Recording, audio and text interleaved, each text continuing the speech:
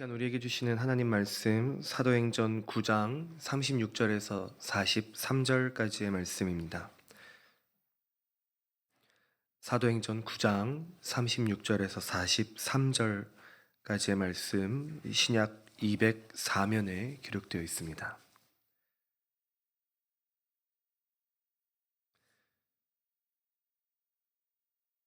신약 204면 사도행전 9장 36절에서 43절 주신 말씀 함께 교독하시겠습니다. 욥바에 다비다라 하는 여제자가 있으니 그 이름을 번역하면 도르가라. 선행과 구제하는 일이 심히 많더니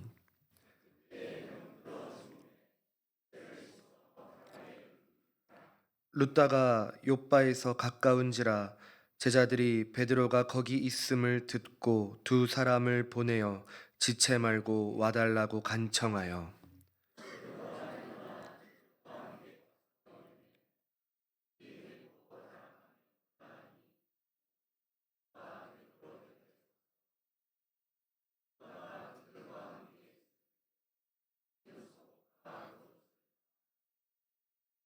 베드로가 사람을 다 내보내고 무릎을 꿇고 기도하고 돌이켜 시체를 향하여 이르되 다비다야 일어나라 하니 그가 눈을 떠 베드로를 보고 일어나 앉는지라.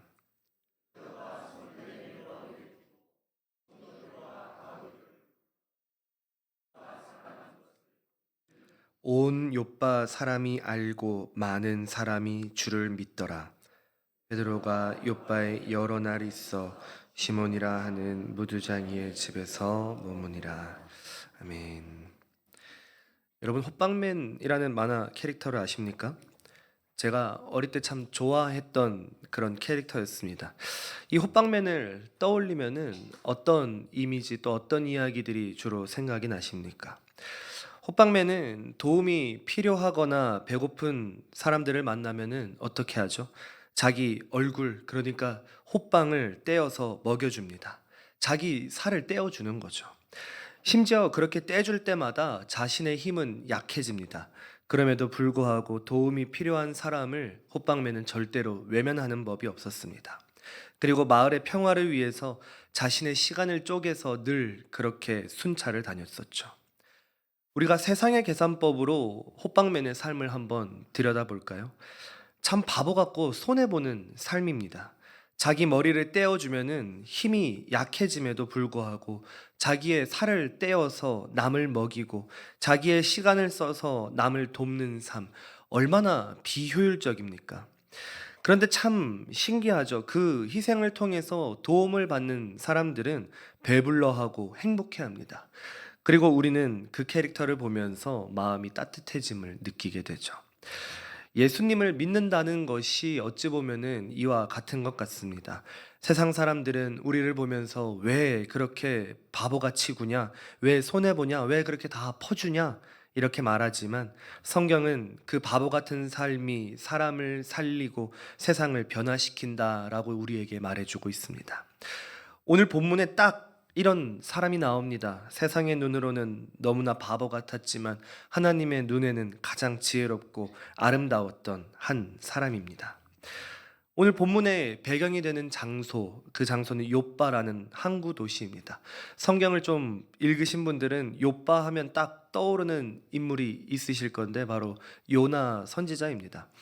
요나가 니느웨로 가라는 하나님의 명령을 듣고도 어기고 다시스로 도망가려고 배를 탔던 곳이 바로 이 욥바였지 않습니까? 요나에게는 불순종의 장소가 바로 이 욥바였지만 그 오늘 사도행전 9장에서는 놀라운 순종과 기적의 장소, 그 배경으로 이 욥바가 나오고 있습니다. 이 욥바에 한 여인이 살고 있었습니다. 그의 이름은 다비다, 헬라식으로는 도르가입니다. 이 이름의 원어적 의미를 보면은 영양이라는 뜻입니다.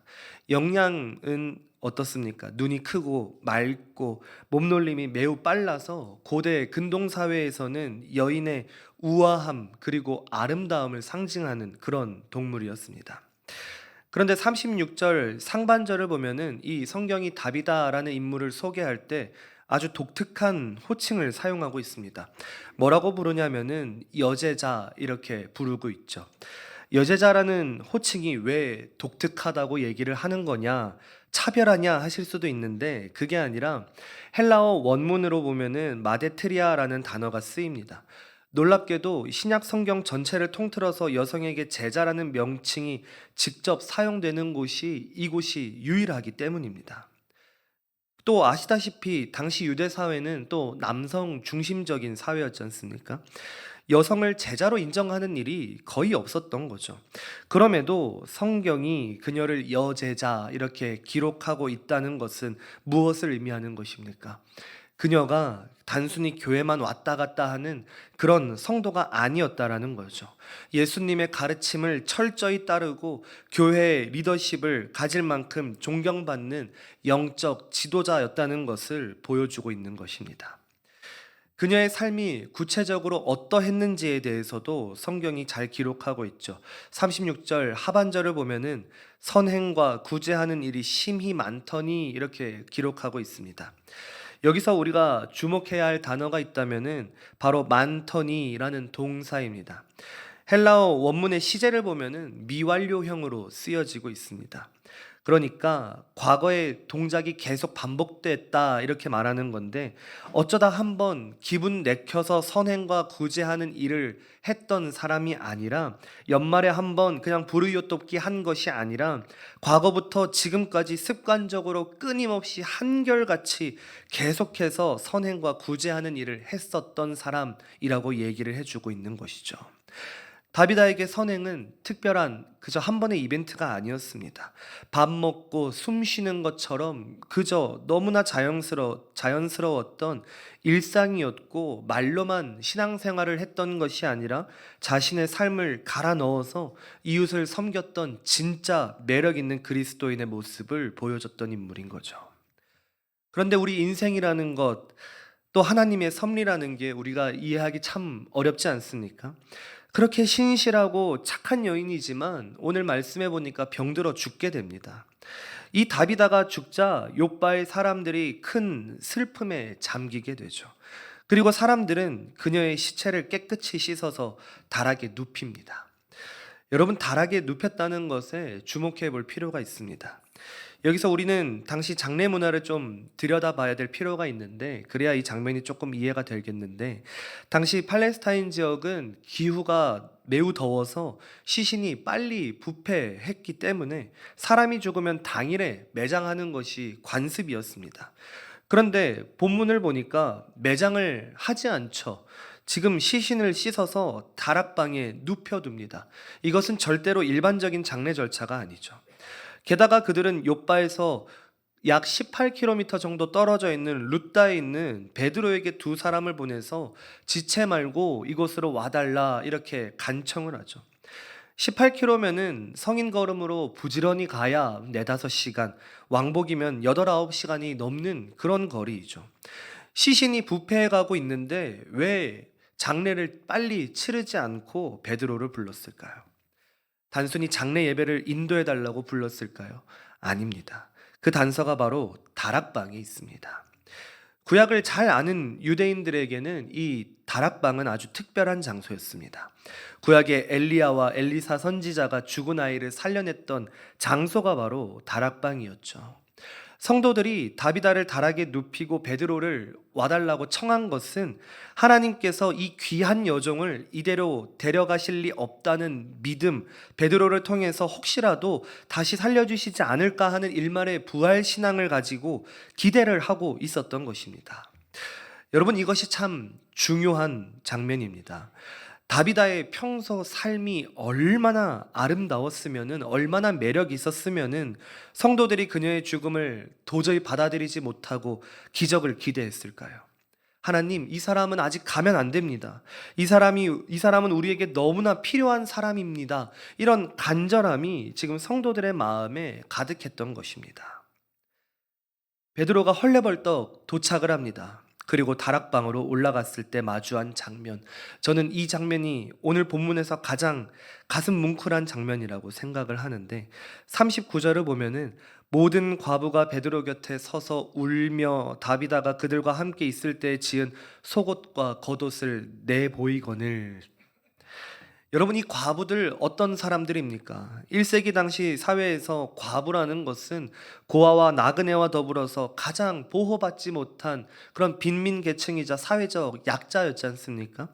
남편을 잃은 슬픔에 더해서 경제적 빈곤, 사회적 냉대까지 견디며 살아가야 했던 그야말로 희망이 없는 사람들이었습니다.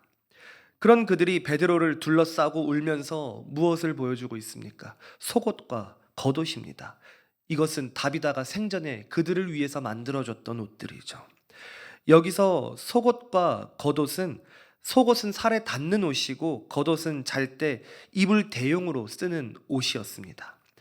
과부들은 베드로에게 이 옷 좀 보라고, 내가 추워서 떨고 있을 때 다비다가 밤새서 나를 위해서 지어준 옷입니다. 세상 사람들은 우리를 무시하고 멸시했지만 다비다는 그렇지 않고 우리를 가족처럼 입혀주고 먹였습니다 라는 것을 지금 전하고자 했었던 것입니다. 그녀들은 다비다의 업적을 자랑한 것이 아니죠. 다비다의 사랑을 증명한 것입니다.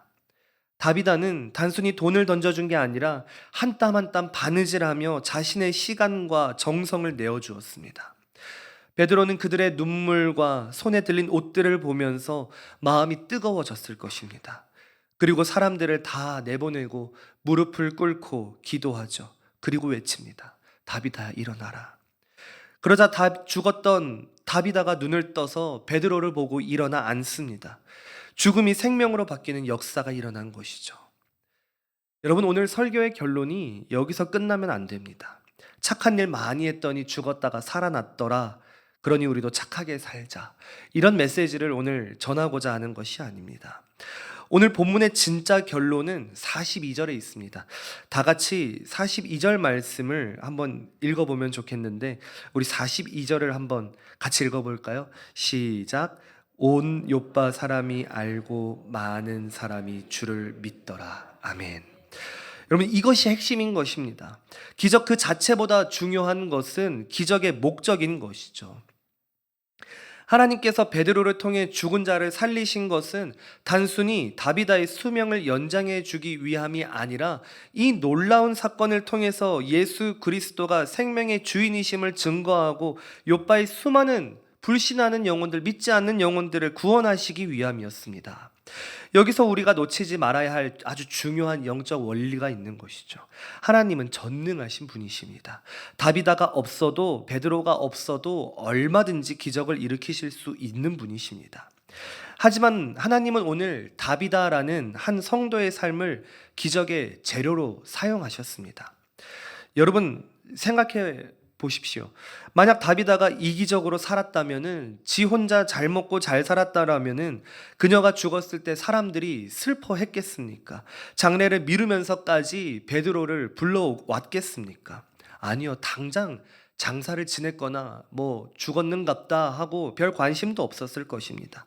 그러면 베드로가 올 일도 없었고 기적이 일어날 기회도 없었을 것이며, 결과적으로 욥바 사람들이 주님을 믿게 되는 역사도 일어나지 않았을 것입니다. 결국 욥바 전체의 복음이 폭발적으로 전해지는 이 놀라운 역사의 시작점에는 무엇이 있었습니까? 매일매일 과부들의 옷을 지어주며 묵묵히 사랑을 실천했던 다비다의 성실한 일상, 그 작은 순종들이 있었던 것입니다. 여러분, 제가 처음에 말씀드렸던 호빵맨처럼 다비다의 삶은 자신의 시간과 물질, 재능을 떼어주는 손해보는 삶과 같았습니다. 바보처럼 보였겠죠. 하지만 그녀가 뿌린 사랑의 씨앗은 결코 그저 땅에서 떨어져 없어지지 않았습니다. 그녀의 선행은 성도들의 믿음을 깨웠고 그 믿음이 베드로를 불러왔으며, 베드로의 기도는 하나님의 능력을 이끌어 죽음을 생명으로 바꾸는 데 쓰임받았습니다. 오늘 이 시대에도 하나님은 기적을 행하십니다. 그런데 하나님은 그 기적을 담아낼 그릇을 찾고 계십니다. 교회 안에서만 주여 주여 하는 자가 아니라 우리 가정에서, 직장에서, 삶의 터전에서 다비다처럼 살아내는 사람을 찾고 계십니다.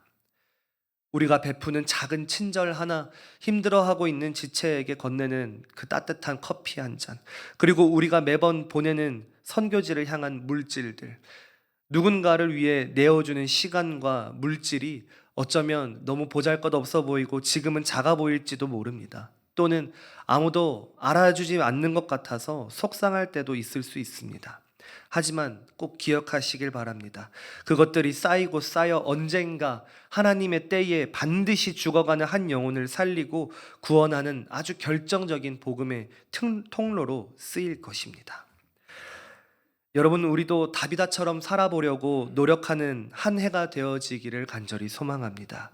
나의 유익보다 남의 유익을 구하고 말보다 행함으로 사랑을 실천하는 매력 있는, 매력이 넘치는 교인, 교회가 되어지기를 소망합니다. 그리하여 우리 교회가, 그리고 우리의 삶이 많은 사람이 주를 믿게 되는 놀라운 기적의 중심이 되어지기를 간절히 소망합니다.